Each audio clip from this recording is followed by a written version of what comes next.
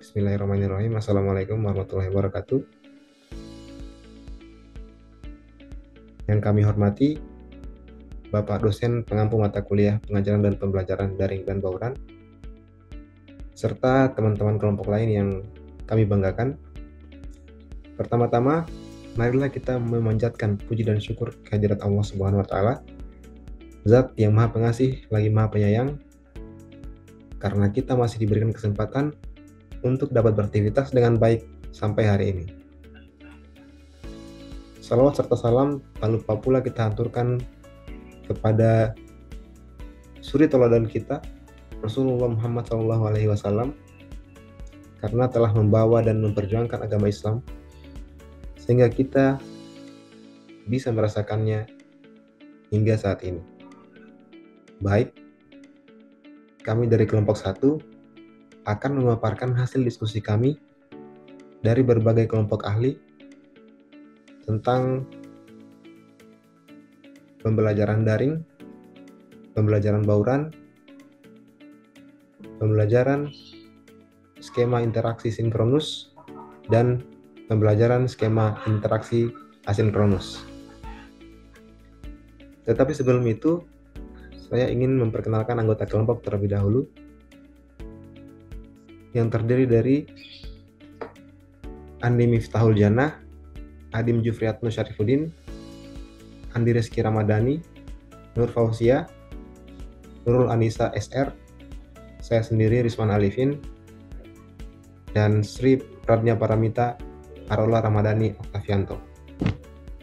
Baiklah, kita langsung ke materi yang pertama, yaitu pembelajaran daring. Apa sih yang dimaksud dengan pembelajaran daring itu?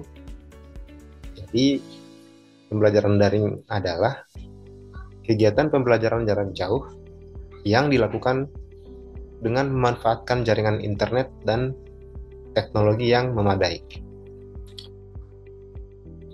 Pembelajaran daring ini mulai umum digunakan ketika penyebaran wabah COVID-19. Alasan pembelajaran daring banyak digunakan kala itu karena terdapat banyak kelebihan yang dapat diperoleh dalam pembelajaran daring. Yang pertama adalah fleksibilitas waktu, tempat dan gaya belajar. Jadi pembelajaran daring ini bisa dilakukan di mana saja dan kapan saja. Selanjutnya, kelebihan yang berikutnya adalah efisiensi biaya.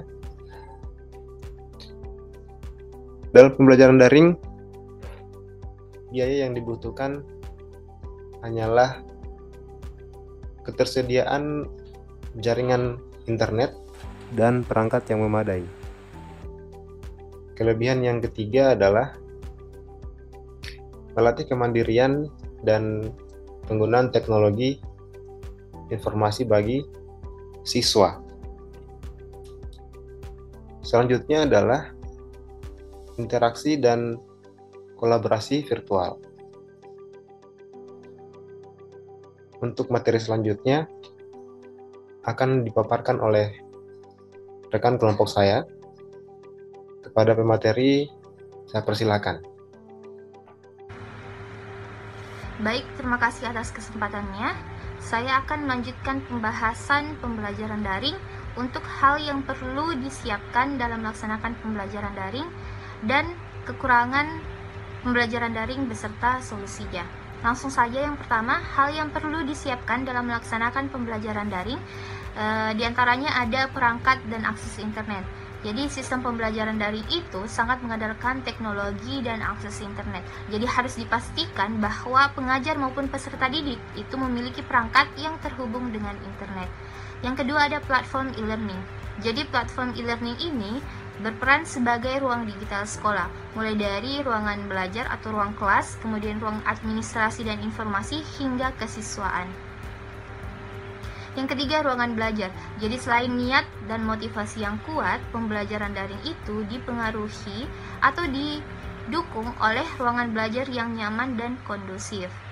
Kemudian yang keempat, ada modul belajar. Jadi guru sebaiknya menyiapkan modul belajar yang kreatif agar pembelajaran daring menjadi lebih asik. Yang kelima, ada metode, model, dan media pembelajaran. Sebagai guru harus menjadi lebih kreatif dan inovatif dalam menyusun metode, model maupun media pembelajaran agar proses belajar menjadi lebih interaktif dan maksimal. Dan yang terakhir ada komunikasi. Jadi komunikasi harus dijaga agar berjalan dengan baik sehingga tugas dan materi juga terselesaikan dengan baik. Selanjutnya terkait kekurangan pembelajaran daring beserta solusinya. Yang pertama ada keterbatasan perangkat, jaringan, dan kuota internet. Untuk solusinya, dapat diterapkan skema interaksi asinkronus. Jadi skema asinkronus ini memungkinkan peserta didik untuk belajar secara mandiri tanpa bertemu atau tatap muka dengan pengajar. Jadi skema ini dapat dilakukan dengan bantuan seperti LMS atau Learning Management System, kemudian surat elektronik, WhatsApp, dan lain sebagainya. Jadi skema ini memungkinkan peserta didik untuk dapat mengakses bahan atau media ajar kapanpun dan dimanapun sesuai dengan kemampuan dan kebutuhan mereka. Kekurangan yang kedua ada rendahnya motivasi belajar peserta didik. Untuk solusinya dapat menggunakan metode pembelajaran yang menarik dan interaktif. Jadi kita dapat memvariasikan metode pembelajaran kita, misalnya seperti diskusi online, kemudian proyek kelompok, presentasi singkat, dan permainan edukasi. Jadi mungkin itu saja yang dapat saya sampaikan. Saya berikan kepada pemateri selanjutnya. Baiklah, di sini saya akan menjelaskan mengenai metode pembelajaran bauran. Jadi pembelajaran bauran di sini merupakan pembelajaran penggabungan antara pembelajaran online dan pembelajaran secara tatap muka, atau dengan kata lain adalah penggabungan antara metode pembelajaran daring dengan metode pembelajaran luring. Nah, untuk kelebihan dari pembelajaran bauran itu sendiri, yang pertama adalah fleksibilitas dan efisiensi waktu dan biaya. Yang kedua adalah pembelajaran yang personalisasi, yang ketiga adalah interaksi tatap muka yang lebih bermakna, dan yang keempat adalah akses ke sumber daya yang beragam. Nah, untuk tahapan dari pembelajaran bauran itu sendiri adalah yang pertama adalah merancang kurikulum dan materi yang sesuai. Jadi guru itu merancang materi-materi, misalnya materi-materi konseptual itu dirancang pada saat materi-materi daring. Kemudian untuk materi-materi diskusi mungkin dirancang untuk pembelajaran secara luring atau tatap muka. Kemudian yang kedua adalah memilih platform yang sesuai, misalnya untuk platform Zoom, Classroom untuk diskusi misalnya. Kemudian yang ketiga adalah pelatihan untuk pendidik ataupun peserta didik yang mungkin saja peserta didik ataupun pendidik belum mahir untuk menggunakan Zoom itu sendiri atau penggunaan LMS bagi mahasiswa misalnya. Jadi perlu untuk pelatihan-pelatihan khusus untuk keduanya. Nah, yang keempat adalah evaluasi dan penilaian. Jadi evaluasi dan penilaian ini dilaksanakan oleh guru, yaitu membentuk suatu asesmen atau penilaian sesuai dengan kriteria. Jadi nggak asal menilai. Kemudian yang terakhir adalah manajemen waktu yang efektif. Maksudnya adalah mungkin pembagiannya itu bisa lebih diseimbangkan antara pembelajaran daring dan juga pembelajaran luring itu sendiri. Jadi mungkin saja misalnya guru minggu pertama itu menggunakan daring, kemudian minggu kedua itu luring. Jadi semua materinya itu sudah disiapkan matang-matang. Nah, tentu saja di balik yang namanya kelebihan pasti ada yang namanya kekurangan. Nah, di balik kekurangan itu sudah pasti ada solusi. Nah, kekurangannya itu yang pertama mungkin karena kendala internet ataupun kendala dari perangkat. Ada beberapa siswa atau peserta didik yang belum memiliki handphone misalnya. Kemudian yang kedua adalah pengelolaan waktu. Kemudian yang ketiga itu motivasi siswa yang rendah. Kemudian yang keempat adalah keterbatasan interaksi sosial. Nah, di dalam kekurangan-kekurangan ini sudah pasti ada solusinya. Misalnya adalah karena koneksi internet dan perangkatnya, berarti kegiatan luringnya mungkin lebih diperbanyak. Kemudian untuk pengelolaan waktunya itu harus disediakan atau disampaikan sebelum pembagian materi misalnya. Jadi anak-anak sudah siap atau peserta didik itu sudah siap untuk mendapatkan materi secara daring ataupun luring itu. Kemudian untuk motivasi siswa yang rendah, untuk membangkitkan motivasi dan interaksi sosialnya itu, berarti kita harus lebih interaktif dalam menyampaikan materi. Misalnya memperbanyak yang namanya diskusi kepada siswa, sehingga siswa itu lebih terbuka kepada gurunya. Baik, terima kasih atas kesempatannya. Di sini saya langsung saja akan menjelaskan tentang skema interaksi pembelajaran dalam interaksi sinkronus. Nah, yang dimaksud dari interaksi pembelajaran sinkronus itu merupakan interaksi yang dilakukan dua arah antara pendidik dan peserta didik secara langsung atau real time pada waktu yang sama. Kelebihan dari pembelajaran skema interaksi sinkronus ini itu pertama dapat berinteraksi langsung antara peserta didik dan pengajar, mempermudah interaksi sosial, kemudian memberikan kesempatan kepada siswa untuk menghadapi perubahan yang cepat dan masif serta menyesuaikan diri. Kemudian untuk penerapan pembelajaran skema interaksi sinkronus itu dapat dilakukan dengan yang pertama itu melalui kelas tatap muka. Hal yang perlu disiapkan dari ini adalah materi dan ruang kelasnya. Kemudian yang kedua dapat dilakukan juga melalui webinar. Webinar ini kita perlu mempersiapkan aplikasi video conference ya seperti Zoom, Google Meeting, atau Microsoft Teams. Dan juga kita perlu menyiapkan materi yang akan dijelaskan pada webinar tersebut. Yang terakhir itu adalah live streaming. Penerapan skema interaksi sinkronus dapat dilakukan juga melalui live streaming. Yang perlu disiapkan itu materi dan aplikasi. Aplikasi yang dimaksud di sini yaitu bisa YouTube live stream atau TikTok, Instagram juga bisa dapat dilakukan dengan Instagram live streaming. Kemudian untuk kekurangan dan solusi yang dapat dilakukan dari pembelajaran skema interaksi sinkronus adalah sebagai berikut. Kekurangannya itu yang pertama koneksi internet dan perangkatnya. Yang kedua pengelolaan waktu. Ketiga, motivasi siswa yang rendah. 4, keterbatasan interaksi sosial. Maka dari itu, kami memberikan solusinya sebagai berikut. Yang pertama itu, kita harus menjaga ketertiban peserta didik, di mana sinkronus ini kan bisa dilakukan secara langsung pada saat kelas tatap muka. Kemudian yang kedua, mengatasi masalah teknis. Yang ketiga, menciptakan suasana yang kondusif. Yang keempat, menyesuaikan pembelajaran sesuai kebutuhan. Untuk masalah yang koneksi internet perangkat itu bisa terjadi ketika kita melakukan skema interaksi sinkronus dalam keadaan pembelajaran daring. Untuk solusinya kita dapat mencari tempat yang sehingga koneksi internetnya itu stabil, sehingga pembelajaran skema interaksi sinkronus dapat berjalan dengan baik. Mungkin itu saja dari saya untuk materi pembelajaran skema interaksi sinkronus. Selanjutnya akan dijelaskan oleh pemateri berikutnya. Terima kasih.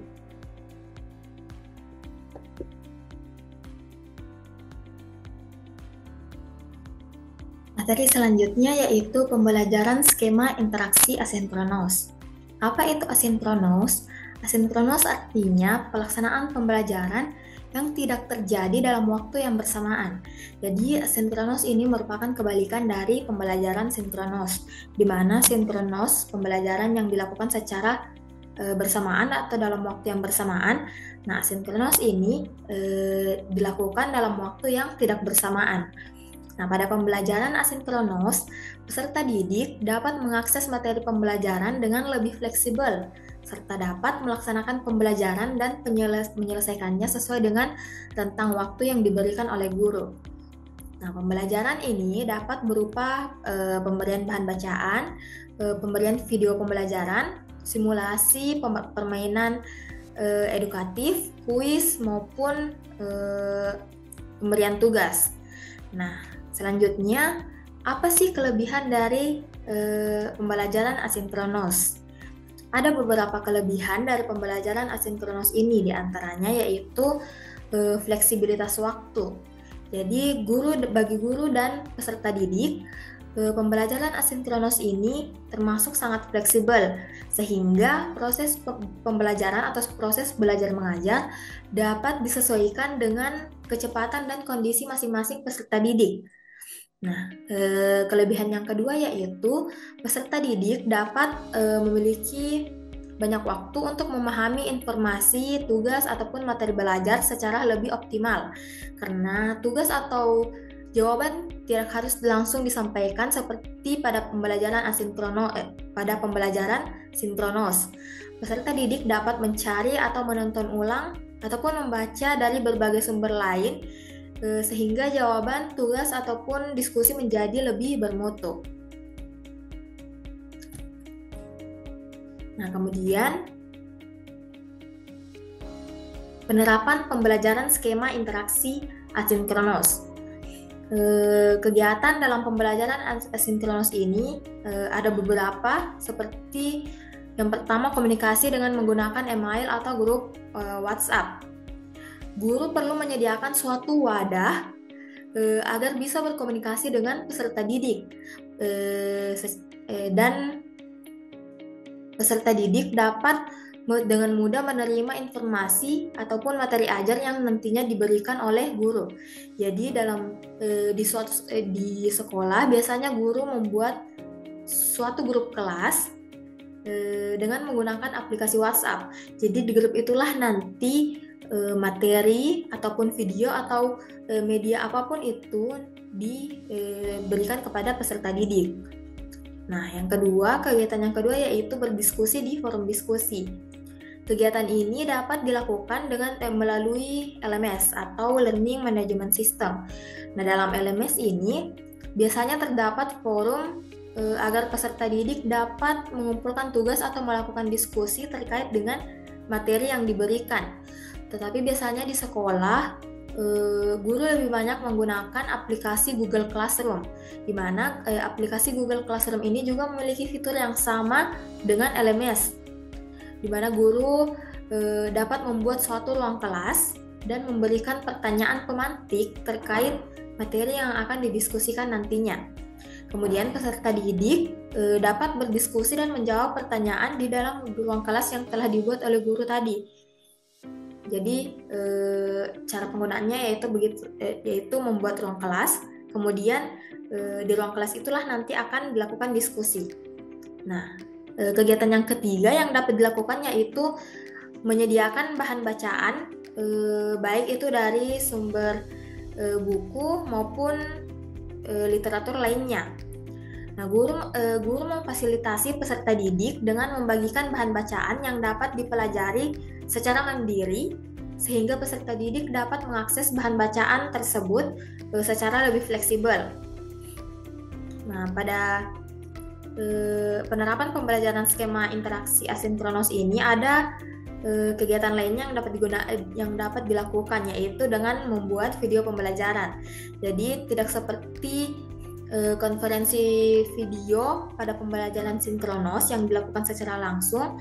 Pada pembelajaran asinkronos, video pembelajaran memungkinkan guru untuk membuat video instruksional yang kemudian tersedia untuk peserta didik, sehingga peserta didik dapat melihat video tersebut secara berulang atau sesuai dengan kebutuhan peserta didik.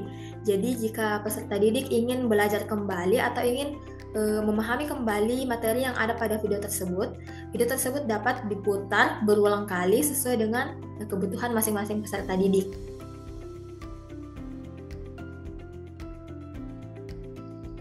Baik, di sini saya akan melanjutkan penjelasan dari rekan saya sebelumnya mengenai kekurangan dan solusi pembelajaran skema interaksi asinkronos. Nah, seperti yang dijelaskan sebelumnya bahwa skema interaksi asinkronos ini hanya menekankan pembelajaran mandiri oleh peserta didik melalui media pembelajaran maupun bahan ajar yang telah disediakan guru secara daring dan dapat diakses secara online oleh peserta didik. Nah, tentunya dalam pelaksanaan asinkronos ini terdapat kekurangan yang dapat dihadapi oleh peserta didik maupun pendidik. Di antaranya yang pertama, kurangnya interaksi langsung. Nah, dengan kurangnya interaksi langsung ini, maka bisa saja terjadi kesalahpahaman materi antar peserta didik, kemudian pendidik juga kurang dapat mengontrol jalannya pembelajaran secara maksimal. Kemudian kekurangan yang kedua yakni keterlambatan respon dan bisa saja terjadi kesalahpahaman. Nah, ini sama seperti poin yang pertama. Jadi dengan pembelajaran asinkronos ini tentu pertanyaan-pertanyaan yang ada pada peserta didik tidak dapat diutarakan secara langsung. Dan ini dapat menyebabkan kesalahpahaman dalam pemahaman materi oleh peserta didik. Kemudian yang ketiga yakni kesulitan mengelola diskusi. Jadi dengan pembelajaran asinkronos ini bisa saja terjadi tidak disediakan ruang diskusi oleh peserta didik di mana mereka bisa bertukar pikiran baik dengan gurunya maupun dengan sesama temannya. Sehingga jika diberikan tugas kelompok, maka dengan pembelajaran skema interaksi asinkronos ini peserta didik akan kesulitan untuk mengatur waktu diskusi atau mengatur jalannya diskusi dengan sesama teman kelompok mereka. Nah, adapun solusi yang dapat diberikan atas kekurangan tersebut, yang pertama, guru ini dapat menyediakan materi secara terstruktur, yakni guru harus memastikan bahwa materi pembelajaran yang disusun ini sesuai dengan urutan logis dan mudah dipahami oleh peserta didik. Kemudian yang kedua yakni memberikan tenggat waktu yang terukur dan fleksibel, di mana guru di sini memberikan tugas dengan tenggat waktu yang telah diberikan, dan hal ini bertujuan agar peserta didik tidak menunda-nunda pekerjaan yang telah diberikan, dan guru juga dapat mengontrol jalannya pembelajaran yang telah dilakukan oleh peserta didik. Namun dalam menentukan tenggat waktu di sini, guru juga tetap harus memperhatikan fleksibel dari tiap-tiap peserta didik, di mana mereka dapat mengerjakan tugasnya sesuai dengan waktu dan kondisi mereka masing-masing. Kemudian solusi yang ketiga yakni melakukan interaksi dan komunikasi yang aktif. Nah, guru di sini dapat menyediakan forum diskusi atau grup online agar skema pembelajaran atau interaksi antara peserta didik dengan guru tetap terjalin. Kemudian yang keempat yakni memberikan umpan balik yang cepat. Nah, dengan tersedianya forum diskusi tadi, maka guru harus memberikan umpan balik yang cepat dan berguna atas pertanyaan-pertanyaan atau pernyataan yang diberikan oleh peserta didik, sehingga membantu mereka untuk mengetahui apakah mereka berada pada pemahaman yang benar atau memperbaiki kendala-kendala yang mereka alami selama melakukan pembelajaran dengan interaksi asinkronos ini. Kemudian untuk solusi selanjutnya yakni menggunakan alat atau teknologi yang tepat.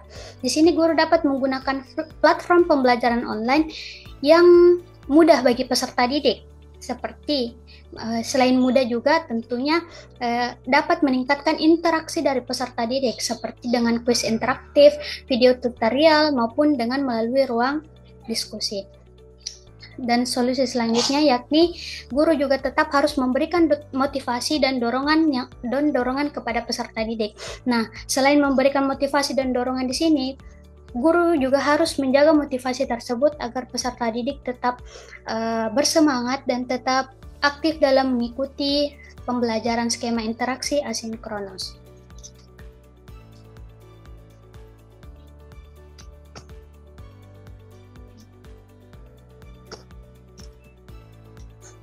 Nah, selanjutnya di sini saya akan menjelaskan mengenai pembelajaran skema interaksi gabungan, yaitu gabungan antara sinkronos dan asinkronos. Jadi, pembelajaran kombinasi dengan skema interaksi gabungan atau skema interaksi gabungan antara sinkronos dan asinkronos ini merupakan skema pembelajaran daring yang menggabungkan sesi belajar langsung atau biasa disebut dengan sinkronos dengan materi yang dapat diakses kapan saja, atau yang biasa disebut asinkronos tadi. Jadi, dengan pembelajaran skema gabungan ini, peserta didik akan melaksanakan sesi belajar langsung, yaitu melalui video konferensi seperti Zoom Meeting, Google Meet, ataupun video konferensi lainnya, dan juga dapat menggabungkan dengan skema interaksi dan juga dapat mempelajari materi yang dapat diakses secara online seperti modul ajar, video pembelajaran, dan lain-lain. Dan ini tentunya dapat menyesuaikan dengan waktu dan tempat peserta didik. Kemudian, kelebihan pembelajaran skema interaksi gabungan ini yakni Skema interaksi gabungan antara asinkronus dan sinkronus ini memiliki fleksibilitas, di mana siswa dapat belajar sesuai dengan waktu dan kecepatan mereka sendiri, sementara tetap memiliki kesempatan untuk berinteraksi langsung dengan pengajar dan teman sekelasnya. Kemudian interaksi yang lebih bermakna, di mana sesi sinkronus memungkinkan diskusi langsung, tanya jawab, dan melakukan kolaborasi yang lebih efektif. Selanjutnya yaitu dalam segi penguatan pemahaman. Nah, siswa dapat belajar secara mandiri sebelum mendiskusikan dalam sesi sinkronus yang membantu memperdalam pemahamannya terhadap materi tersebut. Kemudian terdapat variasi metode, di mana dengan menggunakan berbagai jenis materi dan metode pengajaran dapat meningkatkan minat dan motivasi siswa. Baik, itu saja pemaparan materi dari saya. Selanjutnya akan dilanjutkan oleh rekan saya. Terima kasih. Baik, terima kasih atas kesempatan yang diberikan kepada saya. Nama saya Adim Jufriatno Syarifuddin. Di sini saya akan menjelaskan mengenai penerapan pembelajaran skema interaksi gabungan, sinkronus dan asinkronus, beserta kekurangan dan solusinya. Penerapan pembelajaran kombinasi sinkronus dan asinkronus, atau kita sebut saja skema interaksi gabungan, memerlukan perencanaan yang matang agar dapat berjalan efektif. Langkah-langkah dan persiapan yang perlu dilakukan adalah yang pertama, mendesain kurikulum.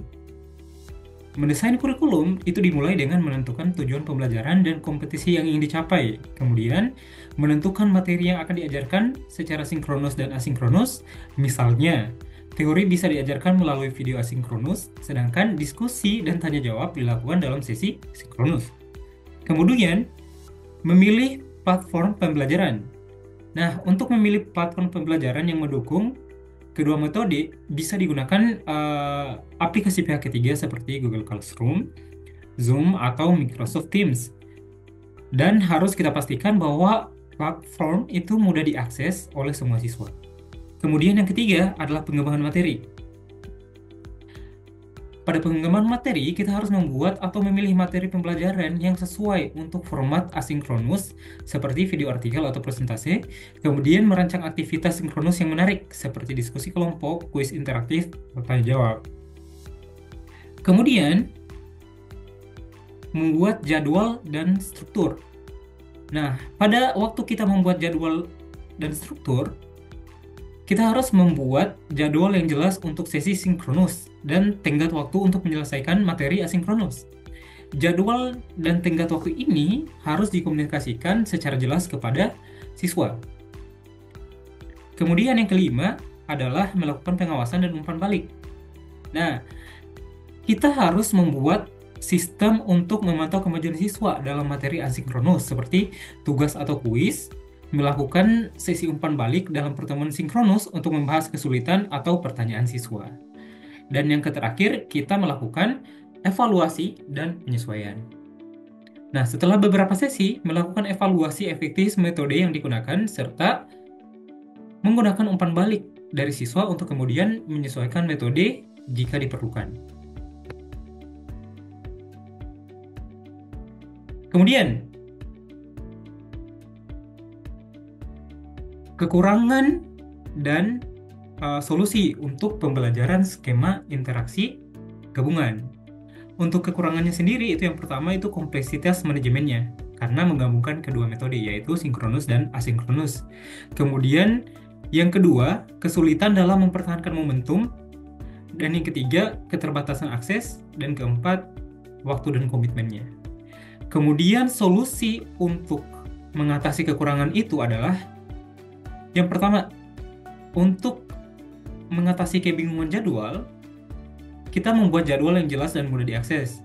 Kita bisa menggunakan kalender digital yang dapat diakses siswa untuk mengingatkan tentang deadline tugas dan sesi sinkronusnya. Yang kedua, melakukan pelatihan awal penggunaan platform. Jadi, mungkin kebanyakan siswa masih awam dengan platform yang akan digunakan. Jadi kita sebagai guru harus memberikan fasilitas berupa pelatihan awal penggunaan platform.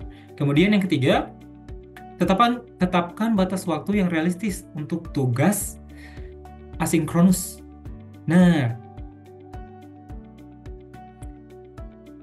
jangan dalam pembelajaran gabungan ini, jangan memberikan terlalu banyak tugas sekaligus dalam waktu bersamaan untuk menghindari beban berlebihan pada siswa. Kemudian yang keempat, membangun komunikasi yang baik antara siswa dan guru. Jadi, karena pembelajaran ini menggabungkan asinkronus dan sinkronus, jadi komunikasi dengan guru, komunikasi antara siswa dan guru itu harus terjalin dengan baik sehingga meminimalisir hal-hal yang tidak diinginkan dalam proses pembelajaran. Dan yang kelima itu sediakan umpan balik yang cepat dan konstruktif. Jadi setelah kita mendapatkan respon dari siswa, kita sediakan umpan balik yang cepat dan konstruktif. Dengan berakhirnya presentasi dari saya, maka presentasi dari kelompok kami juga berakhir. Terima kasih atas perhatiannya. Lebih dan kurangnya mohon dimaafkan. Wassalamualaikum warahmatullahi wabarakatuh.